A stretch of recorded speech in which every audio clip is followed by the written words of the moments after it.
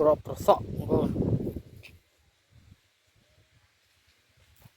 ចឹងយើងរងតំណក់របស់យើងកុំឲ្យខាតដីចឹងយើងគ្រាន់តែជ្រោយជីសរីរាង្គទៅហើយយើងជន់នៅពេលយើងជន់ដាក់ក្របពូជនេះទៅសក់ស្រូវបងដាក់តាមជួររំដេងរបស់យើងកុំឲ្យវាខាតចឹងហើយគឺយើងដាំតម្រាំតែរំដេងយើងបានផលចឹងយើងអាចបេះទៅសក់ស្រូវរបស់យើងបានបងប្អូនចំណាប់អារម្មណ៍អាចធ្វើតាមបានអរគុណបាយបាយសួស្តីបងអូន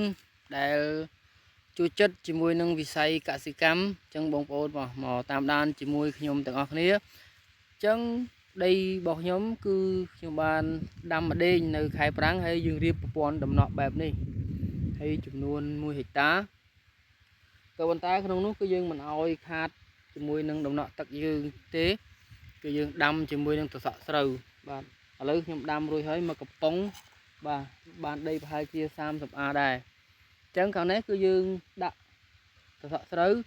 ហើយនៅខាងនោះគឺយើងដាក់ចក្រីបន្ថែមចឹងទម្រាំតែរំដេងរបស់យើងនេះបាទឲ្យផលគឺយើងបានជាមួយនឹងសសក់ស្រូវបាទក្នុងការលក់ដើម្បីយកកម្រៃពីព្រោះយើងដាក់ជាមួយនឹងរំដេងខែប្រាំងបែបនេះគឺយើងចាយជាមួយនឹងបាទដំណក់ចាយជាមួយនឹងប្រេងជាច្រើនអរគុណបាយបាយ